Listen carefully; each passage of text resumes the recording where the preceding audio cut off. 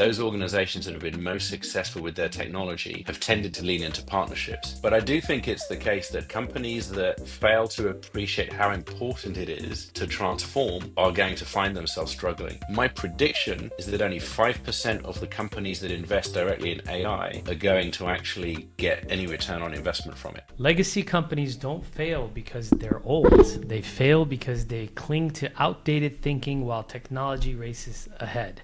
Today's conversation dives into why some organizations successfully reinvent themselves while others quietly fossilize. Our guest is Marcus East, a seasoned tech executive and the author of Working with Dinosaurs, bringing rare inside view from both big tech and legacy enterprises. Marcus, thank you so much for being here. Thank you for having me, Avetis. It's great to see you, and thanks for inviting me Of onto the course. podcast. Fresh from the holidays, fresh from having his beautiful new son. He's made it today, so that's a huge start for us. Congratulations, and very Thank you. excited to get this conversation going. Let's jump right in. Let's debunk myths around old companies can't change and what really, I guess, separates success from failure in that world. You've worked inside both cutting edge technology companies like we talked about and companies with 100-year-old organizations. What's the biggest myth leaders believe about digital transformation? Yeah, Avetis, this is such a great question. And it is interesting because I've been, as you've said, on both sides of that digital transformation equation. On the one hand, I worked in places like Apple and Google and Autodesk who just do a phenomenal job of changing the world with disruptive technologies. But then on the other hand, I found myself working for companies like Marks and Spencer's and National Geographic, 135 years old, and organizations that, didn't grow up in that digital age. But here's the funny thing. If I take those two companies, Marks and Spencer's and National Geographic, both similar age, founded in the mid late 1800s, one of them transformed beautifully. National Geographic today is one of the world's top digital brands. It just has a culture of innovation and understands how to drive change and has become very relevant in the social media age. And the other, in fact, last year saw 90% of its profits wiped out due to a ransomware attack, which sadly is something I predicted in my book because of very, very poor legacy technology. Well, for someone like you, the writing was on the wall. The problem was, I'm guessing they didn't listen to you. To some extent, and nobody ever wants to say, hey, I told you so.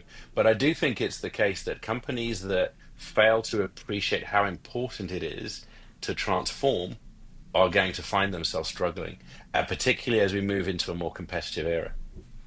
Why do some legacy companies transform so quickly, like in the first example, while others, stall or worse, go into what you just described in the latter, even despite massive investments? Some people just don't do investments at all, and like I said, writing is on the wall. You already know they're going to fail, right?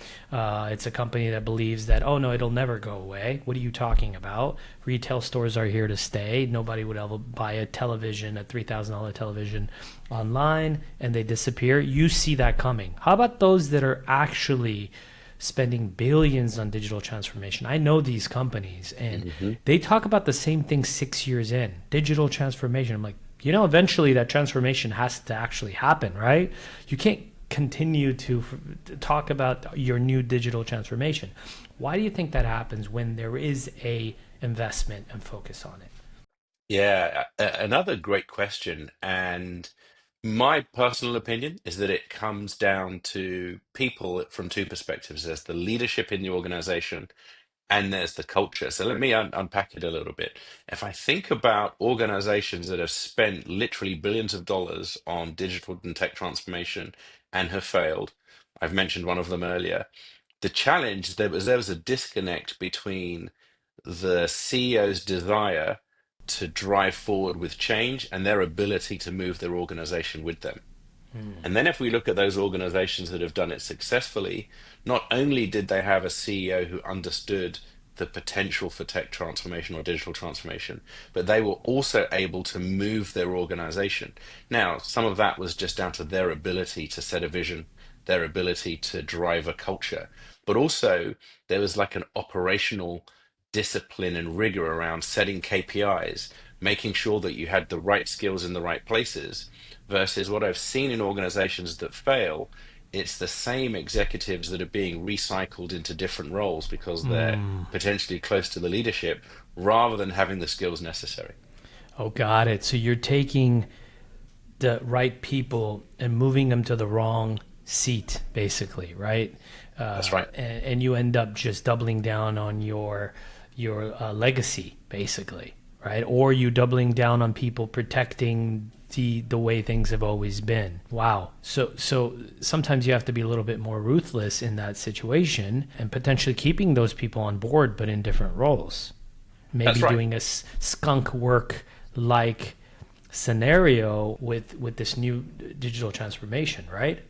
That's right. But even that can present challenges in that what I've seen certainly is several models. So let's just look at two modes that people operate in. One is, okay, we have a legacy company. We really want to embrace digital. Let's set up an innovation center. Let's Yep. incubate something over here across the parking lot. And then somehow we're going to make it all work out. And then there's those that do what I was alluding to, which is, hey, there's a new thing along, but let's just get our trusted lieutenants to do the new thing. The challenge with the latter approach is that they don't know what good looks like. They haven't been Yep. out there, they haven't experienced it. So you're setting them probably an impossible challenge. But the former approach, what I've seen many, many times, is that, yeah, you might build something interesting. You hire a bunch of people who don't look like the people in your organization, Yep. but how do you integrate the value from that back into the core business? And that's where it falls down. And then when you start that integration, you lose all those wonderful people and they go off to work for Google or a startup or whatever is most appropriate to them. And so I feel that the most successful organizations find a way to embed innovation within the existing operations of the Okay. business, but at the same time, they can augment their existing knowledgeable deep subject matter experts in the business with new talent that can bring new thinking and new ways of working. That's a really good point, Marcus. In fact, I have two examples of why my early suggestion or concept failed. I mean, Walmart Labs, I think, did what I described, right? Walmart Mhm. Labs was a tech company. It wasn't retail. It was their R&D lab. I don't ever hear about them. I think it's gone. Westfield Labs. Westfield, a giant retail center. I think they're actually considered a REIT. It's a real estate company. Mhm. They had a lab, AI innovation lab or whatever at the time they called it. That failed. That disappeared. So to your point, if you're not embedding and mixing and being transparent about what you're trying to achieve, you almost have two companies fighting and colliding, getting nothing accomplished, basically. That's a really good point. You talked a little bit about, whether it was in our last conversation or in your book, about flexibility, experimentation, metrics, collaboration, agility, all these things. Which one is usually missing first from those few that I mentioned? Yeah, another very interesting area. I think that flexible technology Okay. as the foundation is often missing. And, many of us will have been exposed to the concept of legacy systems, legacy technology. And if you have that, even if you have, experimentation, collaboration, the right measurement, you have agility, you have customer focus, the technology can hold you back. But then I would say those organizations that do have flexible technology still need to demonstrate the others. And the thing that I have found most impactful if it's missing is the inability to collaborate across organizational silos. So you end up with an organization that has pretty good technology, but you have functional teams that are super comfortable providing their function and find it hard to operate in a truly agile way where you need your designers and your product people and your business people and your merchandisers working as cross-functional teams. That inability to collaborate is a difficult one. The good news is the people coming out of college today, if there's one thing they're really great at, in my experience, they can collaborate. They know what it means to work in this digital native mindset. So that's a good thing. But then if you drop them into an environment where there is no flexible technology and they're constrained and they have to wait 18 months to get a new feature deployed, then you can't deliver the value. They're gone. One of the things I spoke to the chief architect of, who used to work at Hulu and several other big time companies, and he said something that resonated. He said, I would fight people who asked me to build systems from scratch. He had the ability and the mindset of no, no, no, let's work within the system. A lot of times, a rewrite, a rebuild is extremely costly and is unnecessary. Other times, the system is so broken and you can spend years trying to make it do something where it doesn't make sense. You can just build from scratch. In your opinion, what is the right approach? I know there's no black and white, but like if you had to pick one, what's your approach on these things? Yeah, build versus buy is something that I have, over my 30 years working in tech, have come across many, many times. My gut instinct today is that with the power of the cloud, many of the solutions to business problems that companies and organizations identify can be solved by working through a third party. Now, you go to Google or Amazon or Microsoft or one of their partners, you'll probably find a solution to your problem. And so typically today I'm leaning towards buy, whereas actually maybe even 10 years ago, I may have been leaning towards build, partly because, and this is, I think, the challenge organizations face, as a young up and coming executive, a technology executive, one of the ways in which you may think that you can build your reputation is by building stuff. Now, it just so happens I did build stuff. I mean, many years ago, I was the CIO at Comic Relief, a big nonprofit in the UK. I built an e-commerce platform that powers Red Nose Day and Sport Relief. It's these are big fundraising events. That platform that we built from scratch won many awards. I was made a fellow of the British Computer Society. In fact, Apple then hired me to go and run the e-commerce engineering team in EMEA for Apple as a result of that. And so it's absolutely the case that my career was shaped by my ability to define, design, and build new capabilities. We need a different type of tech leader today, in that if they still believe that building new solutions, new technology is the way to get ahead, they will struggle because the time that it takes to do that and the cost of doing it and the risk simply doesn't justify doing that. That's my opinion. Would you agree with AI that's been reduced, or do you think in these enterprise level, it's not there yet where it could reduce the time to market? I think where you have the right skills in-house, AI will absolutely help. But here's the difficulty. A couple of years ago, I was speaking at a conference in London, and I was asked by the host, "What do you think about AI? Do you think it's going to transform all these companies in the room?" And there are around 50 CEOs in the room. And I had to say, my prediction is that only 5% of the companies that invest directly in AI are going to actually get any return on investment from it. Mm. And the reason for that is I believe that goes back to what we were talking about.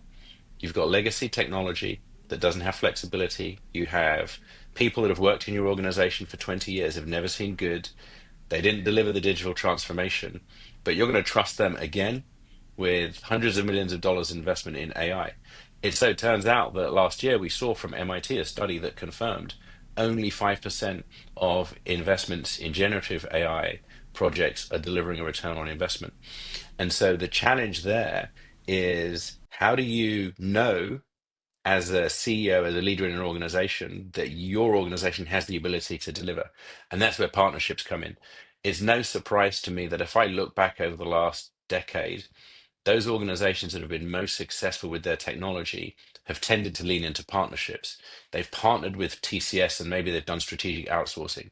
They partnered with Google and maybe they decided to lean into the cloud and to turn down their existing data centers. Those things are hard to do because you have to come up against the culture and the inertia within your organization. These are not technology challenges, these are cultural and people challenges. Sure, sure. How does leadership behavior, because you alluded to it earlier, either accelerate or completely block these transformations we're talking about? Yeah, once again, speaking from personal experience, Avetis, it was fascinating to me at National Geographic as a really interesting example, based in Washington, D.C., 3 blocks from the White House, in a building that it's been in since the 1800s. I mean, an incredible organization. And yet still, there I was in my office one evening, and the CEO came in. It was about 6 p.m. and he said, "Hey, Marcus, I want to talk to you a little bit more about, I heard you talking about content management systems. I want to understand how our journalists are going to get the amazing work that they do in front of the eyeballs of our Yeah. consumers as quickly as possible. Can you just help me? And we went onto the whiteboard and we talked about how information and data and photography and content would flow. And he was super engaged and energized in that.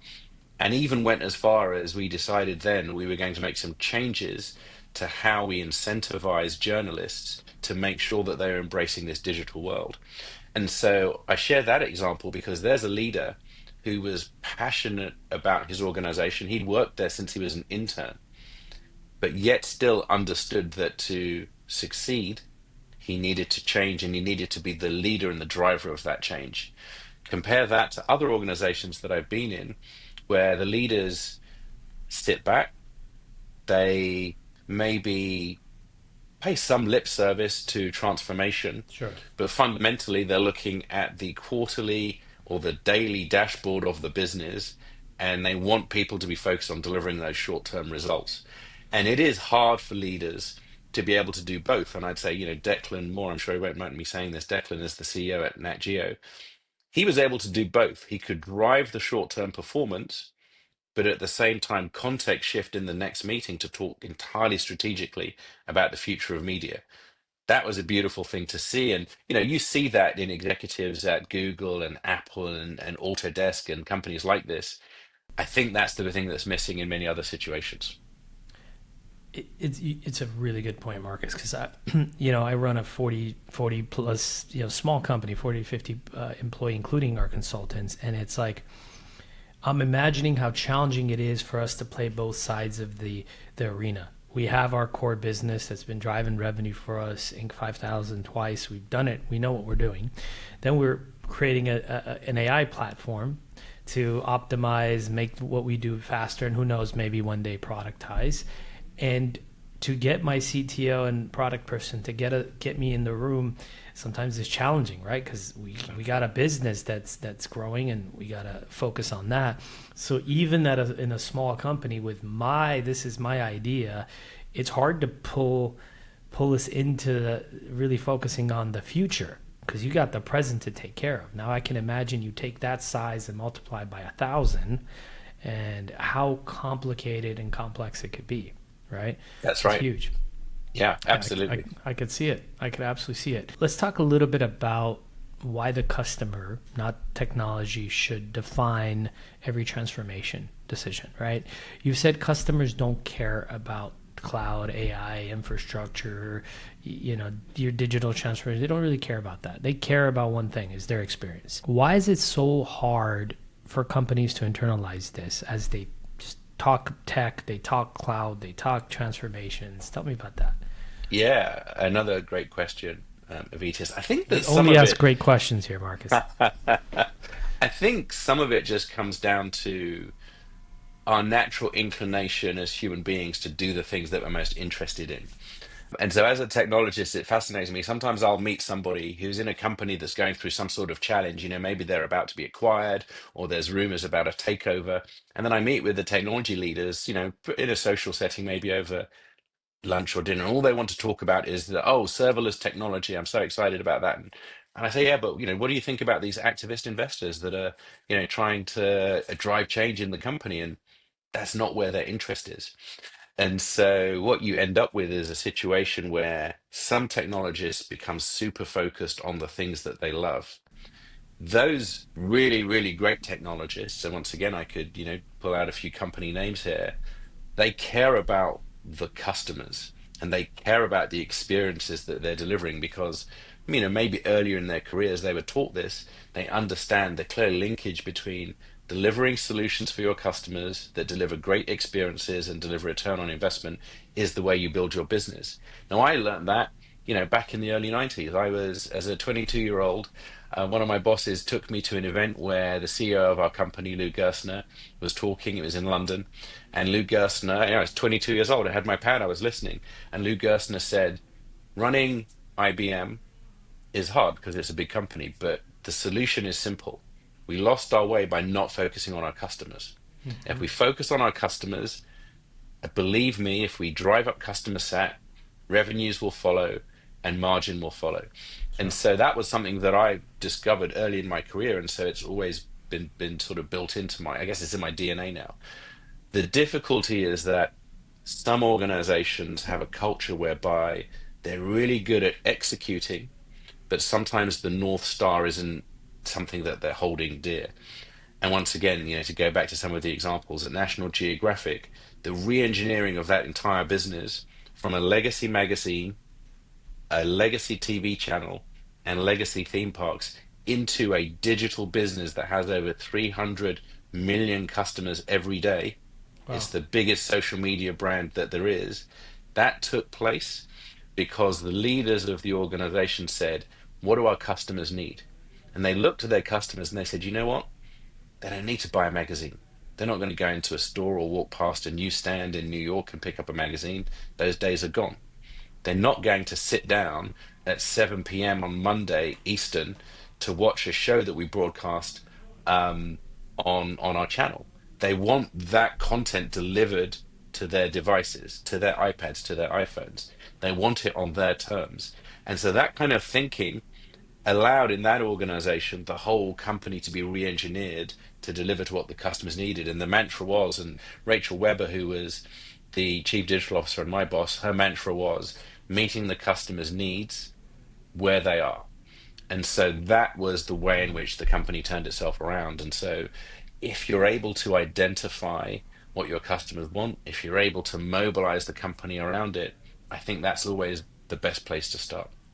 One of the great point. One of the advice I give to startups is don't obsess about your solution, obsess about the problem. In this case, you're doing the same exact thing with the customer, which is don't worry about your solution. Let's think about what the customer wants and needs, and let's deliver that. Everything else is noise.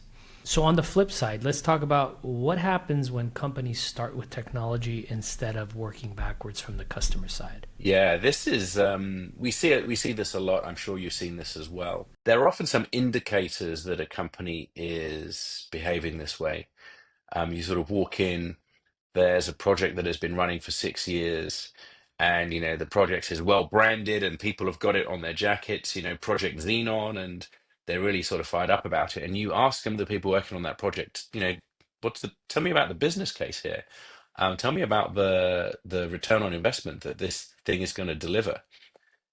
And often they don't know for two reasons. One, the business case is just a distant memory. I mean, the project's been going for 5 years. The business case Mm-hmm. was written 7 years ago. All the people that wrote the business case have gone, and there's people still working on this machine, and the machine isn't really connected to a business case. So that's one reason that that happens.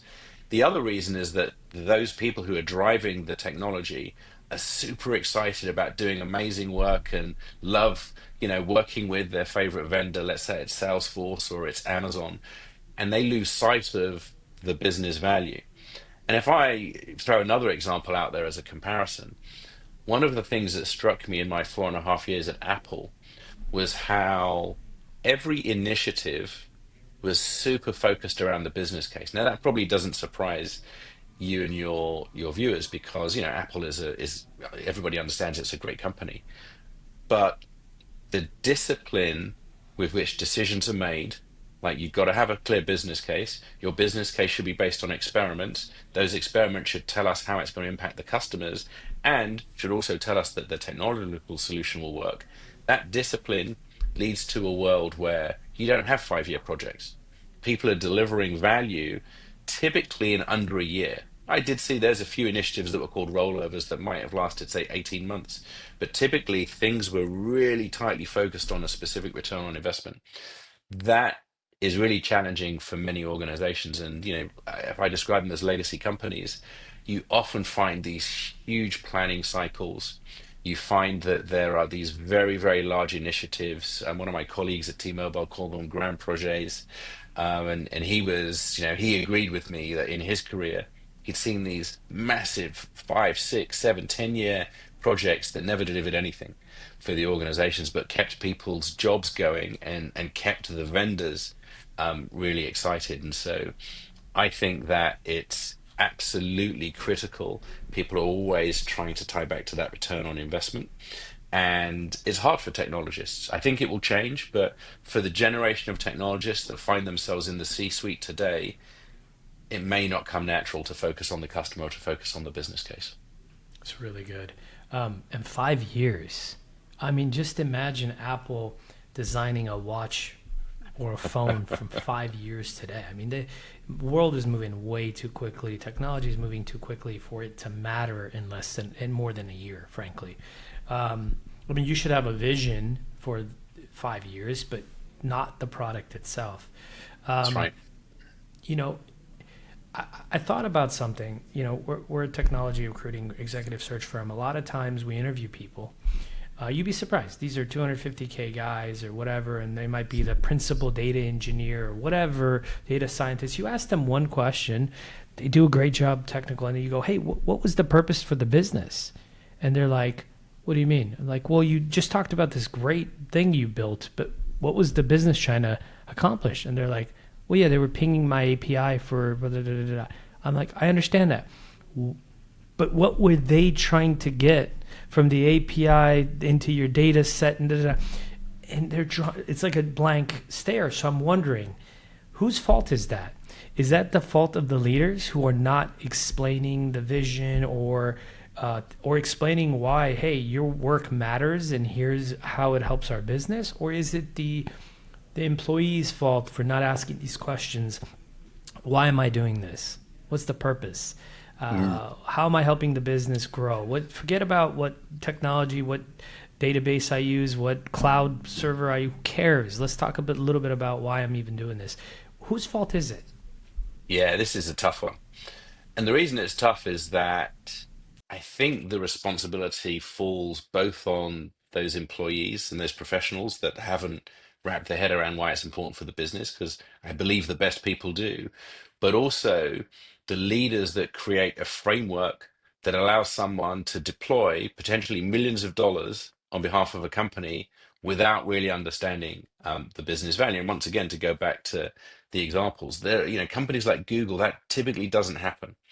There is just an understanding that if you're going to get resources, you better have a great business case, and your business case better be grounded in experiments that we can extrapolate from to give us confidence that this is going to fly. Oh, and by the way, if you fail to deliver, we take those resources at the end of the quarter, versus organizations where one team, defines a great vision, a project then gets signed off through some sort of large governance process.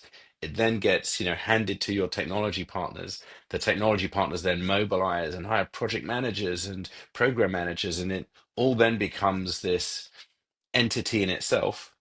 And if I compare that to the best high performance organizations that I've seen, they don't have those huge projects. They typically have small value streams based around customers, based around specific business cases, and they're short lived. Most of my 4.5 years at Apple was spent in a war room, and those war rooms were geared around, hey, we're launching a new store, or we're launching some new capabilities. And that's how people in those environments define themselves. Versus in my previous role at T-Mobile, it was very interesting. I had thousands of engineers reporting to me, and when I was getting to know them, I would say, "So, tell me about yourself and what you do." They would always introduce themselves by saying, "I am the person responsible for System X," because the system that they're responsible for is how they define themselves, and they saw their job as being to feed that system and to make sure that that system was alive.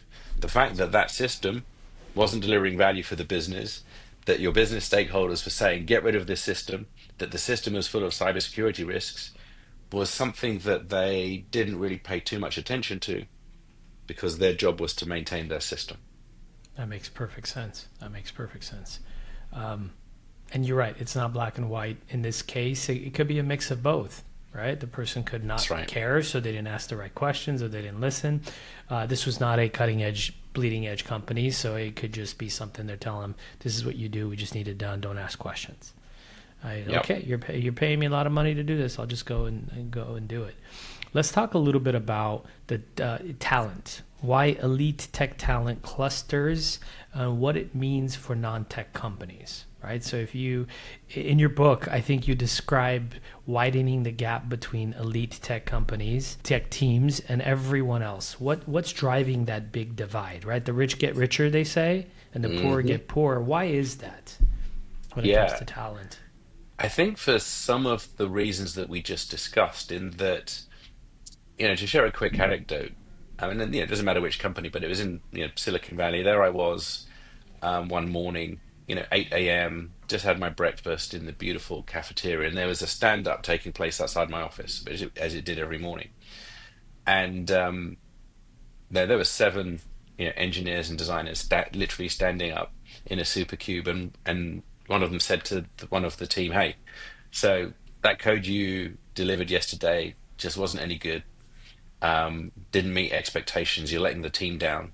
Like, what do we need to do to fix this?" And it's kind of awkward as the engineer who did that, but they're all there standing around talking to each other.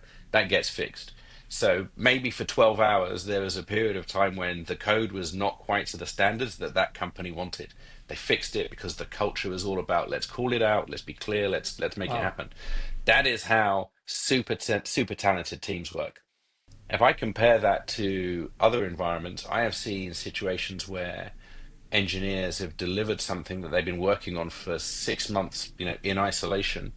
They then do the grand reveal to the stakeholders, and the stakeholders will say that's not what we were looking for. Yeah. Or worse still, it gets deployed and there's a lot of defects. So why is this happening?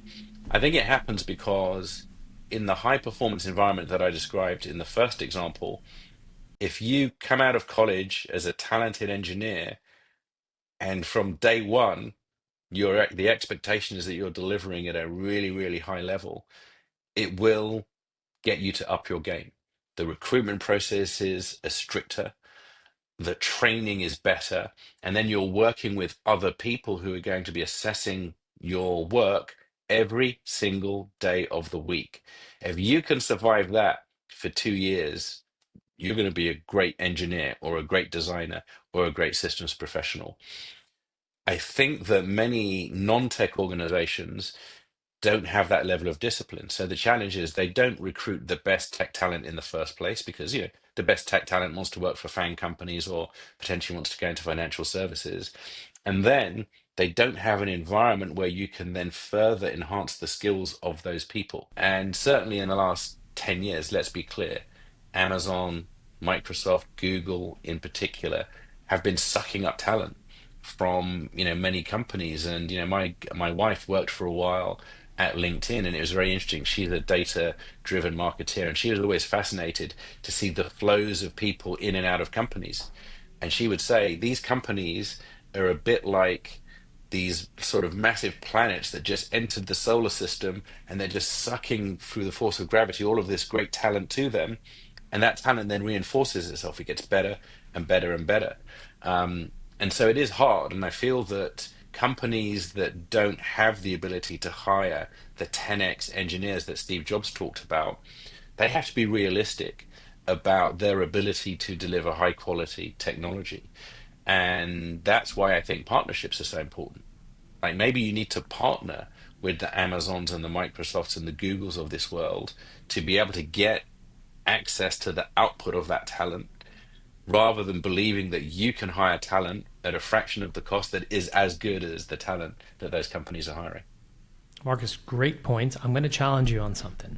Hmm. As you know what we do. We Yeah. headhunt engineers from one place to another forever. If the best engineers work for FANG companies, Hmm. why is it when they leave those FANG companies and they go to a startup, a fast paced, like quality startup, sometimes they can't hang? They Hmm. can't make it. I know the reason. What do you think the reason is? Well, this will be an interesting debate. My view on it would be that if you went to an elite college, say you went to Stanford or you went to Uh huh. Cambridge, then you go into Google. It's a very comfortable environment where you're kind of closeted to some extent. Yep. You have the free food, the free dinners, the free lunches. It's really, really nice, but it's almost an extension of college. And I remember my Yes. wife came to have lunch with me at Google Cloud HQ once, and she said this is a bit like being back at Cambridge University. Yeah. This is a university campus where you just happen to deliver work that you get paid for.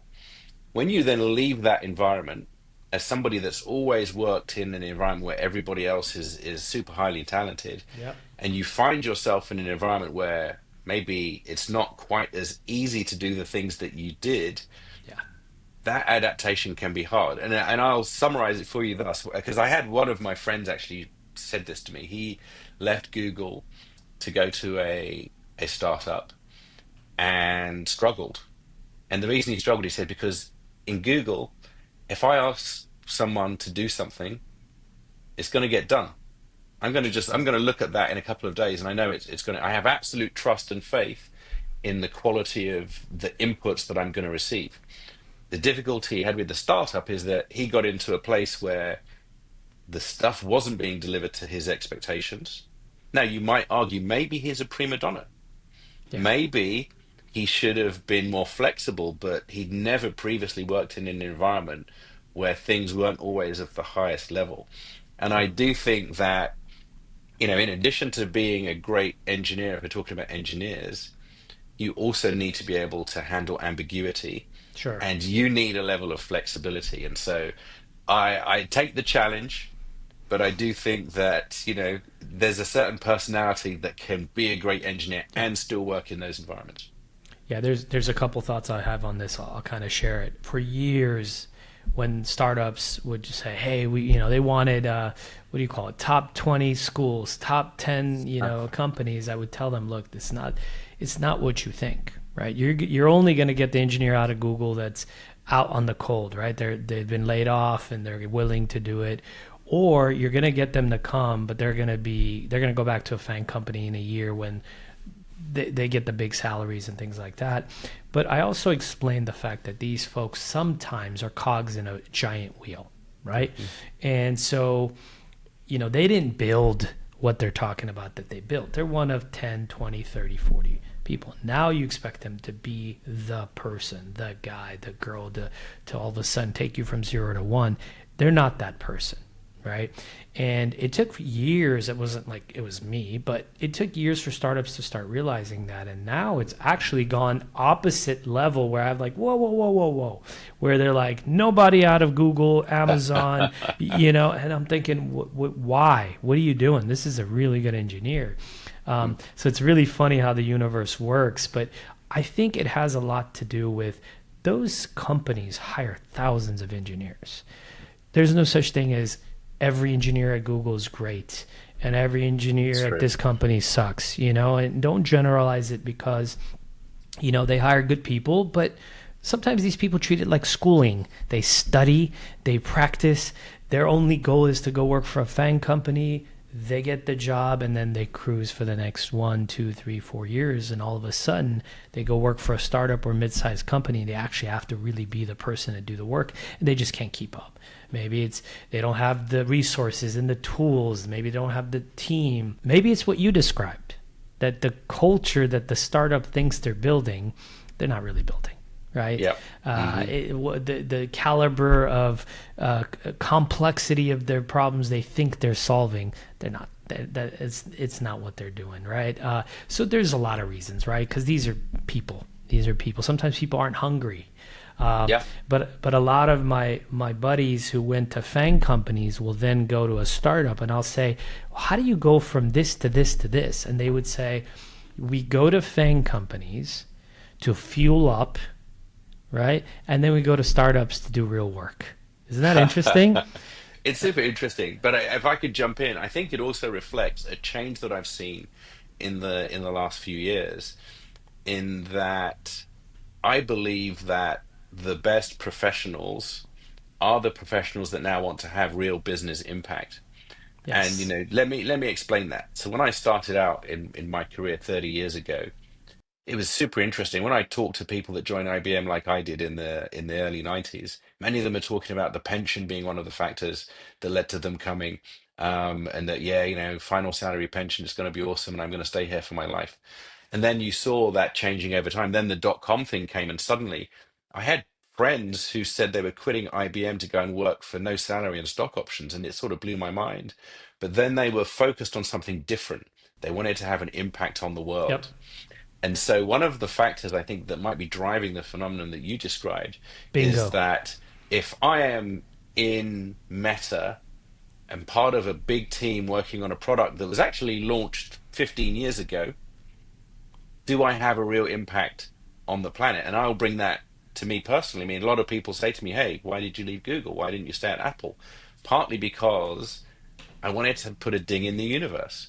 And it would have been very easy to stay in that kind of environment, surrounded by amazing people, doing fulfilling work, being well paid, seeing those RSUs climb every single day of the week.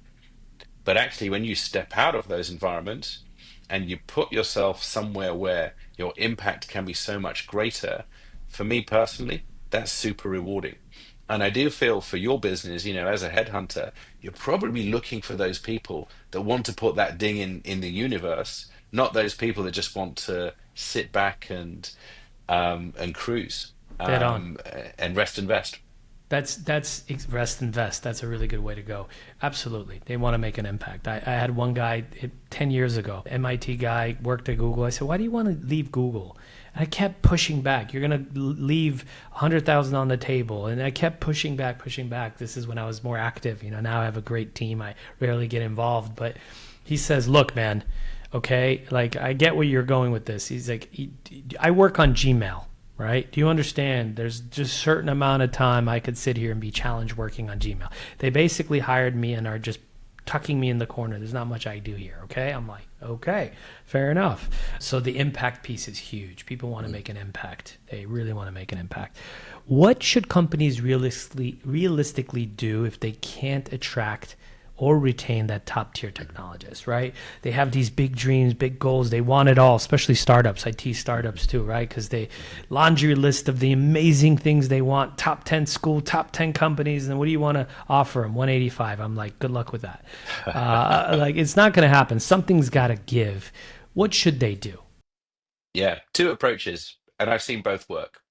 And these are both approaches I had to employ. So once when I was at Comic Relief and literally had no budget, I was looking for people that had the talent but believed in the mission.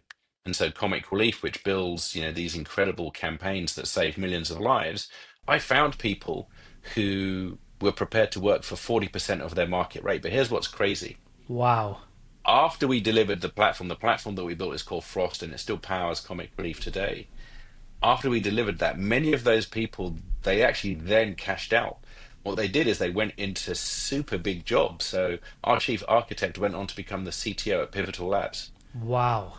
I mean, just imagine that a guy who worked in a non-profit building a platform for a couple of years then ends up Unbelievable. earning, millions of dollars. And so if the mission is strong enough, you can attract people that way. And I think it's a beautiful thing to see, and many of those people I would rank as some of the most talented people I've ever worked with from a technology perspective. The other thing that you can do is be realistic about how you're going to deliver the capabilities that you need. And the other thing that I did when I was at National Geographic, which was interesting, we wanted to move the National Geographic image collection away from an application that was running on a server under somebody's desk, 3 blocks from the White House in Washington, D.C., believe it or not. That's where all the photographs and all the image and all the metadata was hosted. We wanted to move that into the cloud, and we wanted to create a modern application that would allow us to more easily monetize all of that content. So we started the process of defining the vision, and we had some really, really talented people there to do that. But then we looked around and we realized that we're not going to build that ourselves. We put the word on the street. We talked to some of our partners, Amazon and Google in this case. Google, in one meeting, had 13 engineers turn up, and they said, we want to help you with this because we love the brand. This is really an interesting technology and challenge for us, and we're going to come and help you in a sort of hands-on way. That partnership allowed us to deliver what we needed to deliver without having to go and hire all of those very, very expensive engineers. So it is possible to do it. It's not easy. I'm not going to pretend it's easy, but if you're a tech leader, that's one of the number one challenges you've got to tackle. Huge, huge. One of the things we do, our methodologies, is before we ever talk about a company, we first interview the person and say, what are the three most important factors to you? If compensation is one or two, and stability and longevity and comfort and work life balance is your one, two, or three, there's no reason you should hear about this startup. There's just no reason. Right, and vice versa. You got a global non-FANG company, and the person want to make a huge impact. I want to grind. I want to grow rapidly. I want this. It's like maybe not the right fit for you, man. This is an old legacy company. It's a city. They move slowly. So I think forget technical skills. That's a given. Forget culture. That's a given. Alignment is what Yes, it's all about. Finding the alignment between what Marcus wants to achieve today and next year and what the company's trying to achieve. Because Marcus could have grinded his last 10 years as a startup person. I'm like, oh, he's our guy. But then what I just don't realize is he just had a baby. He just had triplets, and he needs to help his wife. He yes, needs some sanity. He needs a break. He just sold his company. He's not hungry anymore. We forget these things, right? So it's about finding alignment today and for tomorrow, not what necessarily he did or says he can do. It's about what the reality is. He might not even know that he's going to have certain challenges, right? He's got that's right. triplets and I've got triplets, and maybe I can tell him, hey, man, it's going to be wild. It's going to be wild. I don't know if you're going to be wanting to go to a startup. So That's an awesome point, and you remind me then of the third thing that I think is critical, and it ties into what you're saying. I have found that having really strong partnerships with headhunters who have the ability to find the talent has been critical to my success. And that's something that I would absolutely encourage people to do. speaking of triplets, not that you have triplets. Look at that. Look at that handsome little dude in the back.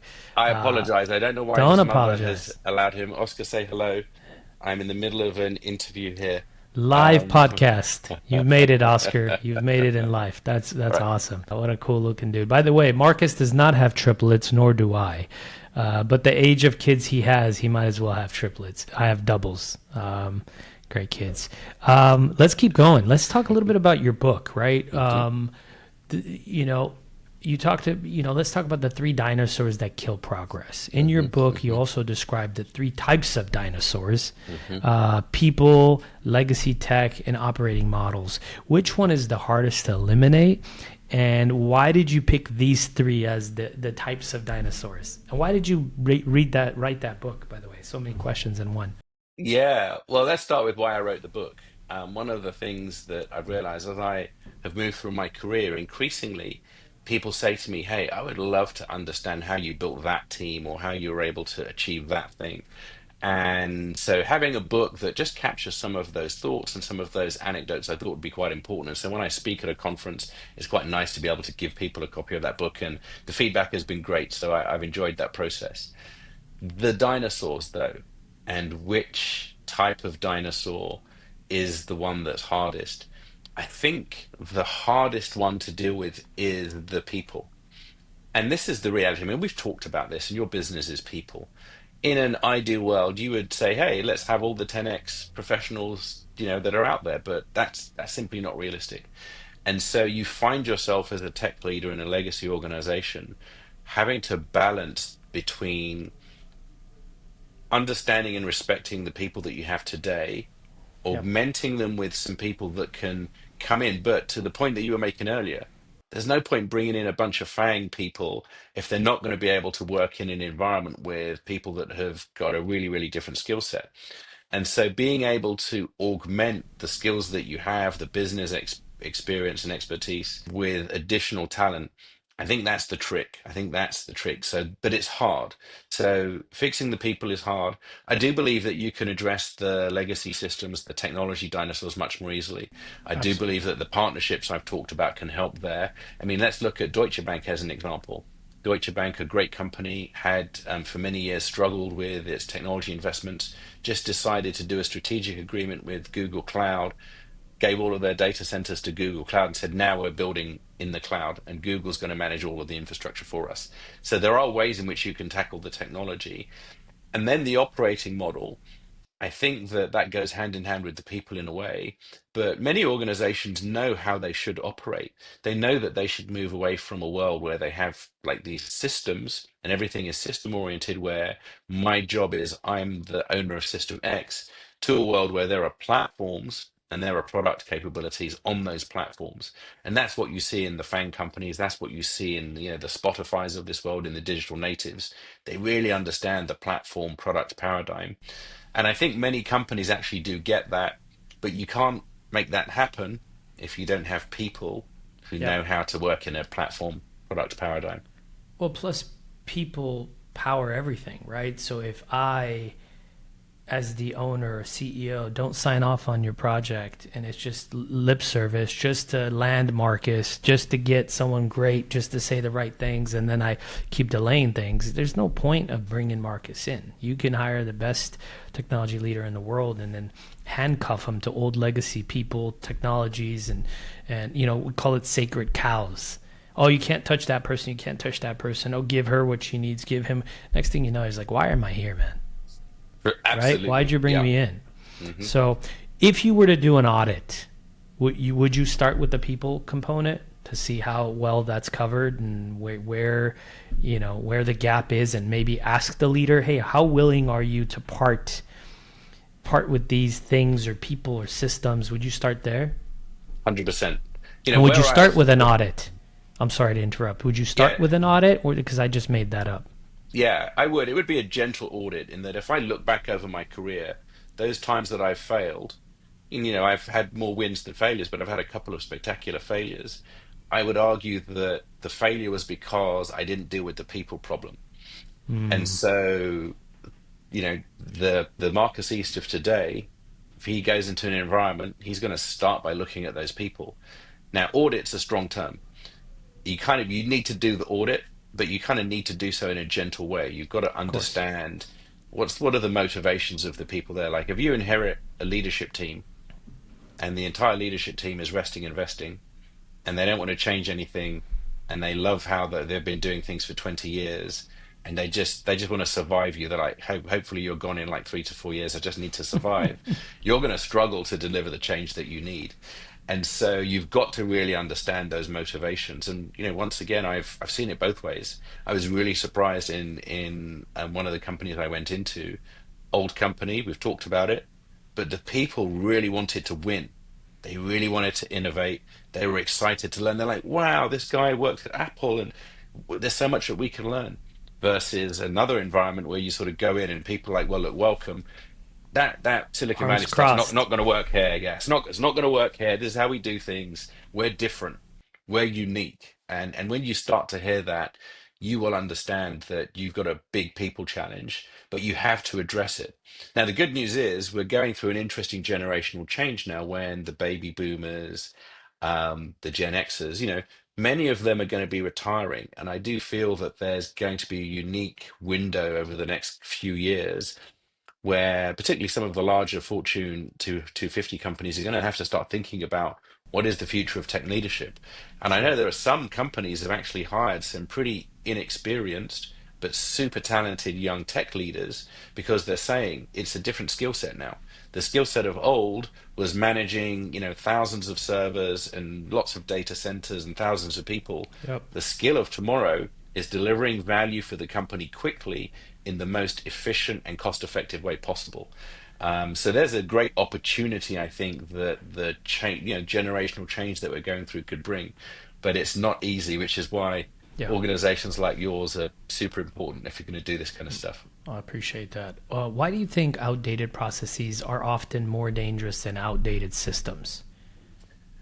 The way in which companies prioritize the things they're going to work on, the way in which budgets get allocated, if you have outdated processes, there's a danger that you set the right vision as your leadership team, and the CEO and their CEO's direct reports, the leadership team is 100% aligned around what needs to be done. But when you start to see the work that's being done on the ground, there's a big disconnect between those two things. And I've seen that a few times.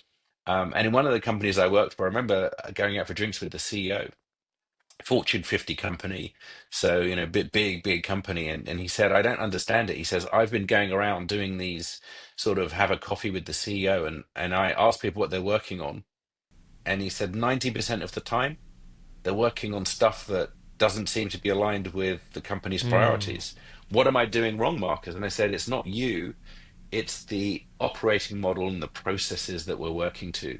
There's a disconnect, and I feel sometimes there's a bit of an air gap. Once again, to go to the high performing companies, there's a really strict alignment between decisions being made at a strategic level, the initiatives that come out of those decisions, and then the work that gets executed on the ground. And it's really hard to deviate. In many other organizations, the people are working on the projects that they've been working on for 5 years. They're not super excited unbelievable. about the changes. Unbelievable. It almost sounds like a communication issue, right? There's not enough, communication. There's not enough transparency of where the company's going, and it's just what the head says, the feet Mhm. don't ever see, right? Yes, yes, and Wow. accountability. If I can jump in and with a build on that, I agree. And I feel that in the highest performing environments that I've worked in and built, accountability is core.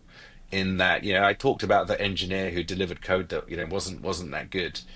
Like there's nowhere to hide. Within a few hours, you're going to have to explain why you did that.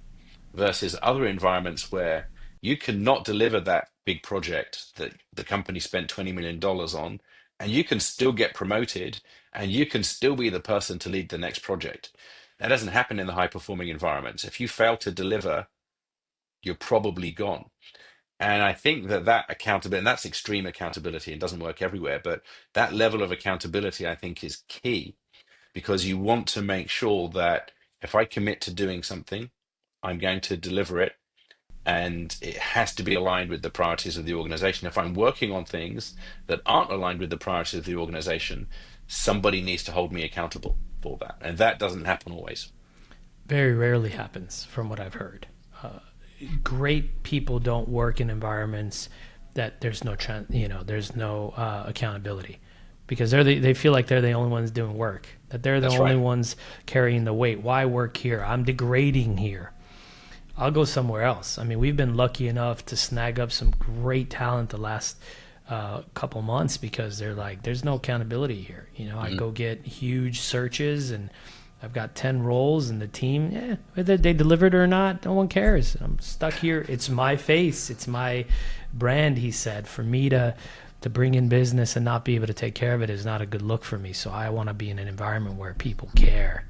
I'm like, dude, come on. Yeah, We I got the love that. opposite. I love it. It's like we don't have that issue. I mean, we all face people challenges, but luckily we have a team, a rock star team. What's your favorite book, Marcus? You recommend we read? Yeah, I have a couple actually. Recently, I've been thinking a lot about the magic of thinking big, which I read pretty early on, and just really changed my mindset in a way that sort of many other books haven't. So that's definitely one I recommend to people. And if I had to kind of summarize what I liked in that book, it's this idea that yes, you want to be focused on having an impact in the world and delivering big, but in order to do that, you also have to think about every interaction. So I'm the guy that will always talk to the security guard and the cleaner, and I will Mm. tell you there are times that has been very valuable to me. So that's one book. Another one I would actually recommend that would be interesting to people would be called Radical Integrity. And it's Mm. the story of, I believe his name is Dietrich Bonhoeffer, who was a priest during the 1930s in Germany. And it's his personal journey as Germany was changing and embracing National Socialism, and just the things that he went through. And he just said, the most important thing I have as a human being is my integrity.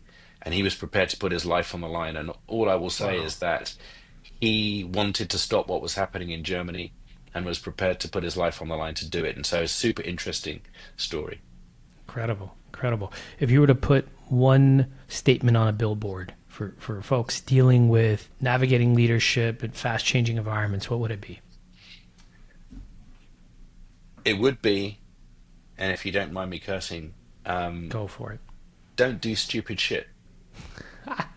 And as silly as that sounds, um, the best leaders that I've worked for, a lot of the advice has always sort of come down to that.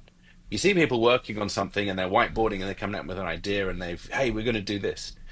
And you just know it's stupid. And you just say to some guys, this is just stupid, just don't do it. And sometimes people just need that wake up call. And so that would be definitely That's something really that I'd funny. probably be well known for. That's really funny. I like that. That's a whole nother episode I got to do with you. Marcus, thank you so much, man. You know, you such grounded and honest conversation on what really takes to do real digital transformation without falling into buzzwords and all this stuff. Your perspective bridges worlds that most leaders never get to see from the inside because they're stuck in one type of environment. You've seen both. Guys, for those that want to go deeper, you can find Marcus's work through his book, Working with Dinosaurs. Follow him online. Marcus, I'm sure you're on LinkedIn. Finish this off with any last thoughts or ideas or what people should reach out to you about. Yeah, thanks, Avitis. Like, first of all, really enjoyed the conversation, so thanks for Thank you. having me. Whatever we've discussed, I will end by saying it's never been a more exciting time to be a technology leader. Technology is driving and shaping organizations in a way that just wasn't the case 10, 20 years ago. And so, yes, there are challenges, but the ability for a tech leader to impact the trajectory of their organization has never been greater, whether it's delivering digital transformation or bringing the power of AI to improve commercial performance and customer experience. What a great time to be alive. And yes, there's economic uncertainty right now, but look, it's 2026. I personally feel very positive about the future, and I hope that everybody watching this does as well. Well, when that we do now, thank you, Marcus. That's been great. Appreciate you having you on the show and all your great insights. Thank you, Marcus. Thank you for having me. Appreciate it. Take care. And that brings us to the end of another great episode of the Tech Leaders Playbook. I want to thank you for joining us and hope you took away some valuable insights to apply in your professional journey. Don't forget to subscribe on your preferred podcast platform so you don't miss out on the next great conversation. I promise it'll be good. If you enjoyed today's episode, we'd appreciate if you could leave us a review. Your feedback not only helps us improve, but also help others discover the podcast. Better leaders mean better working environments. Better working environments leads to happier people. Remember, a rising tide lifts all boats. I'm Avetis Antaplyan, and this has been the Tech Leaders Playbook. Keep leading, keep learning, keep giving, and I'll see you on the next one. Until then, stay inspired, my friends.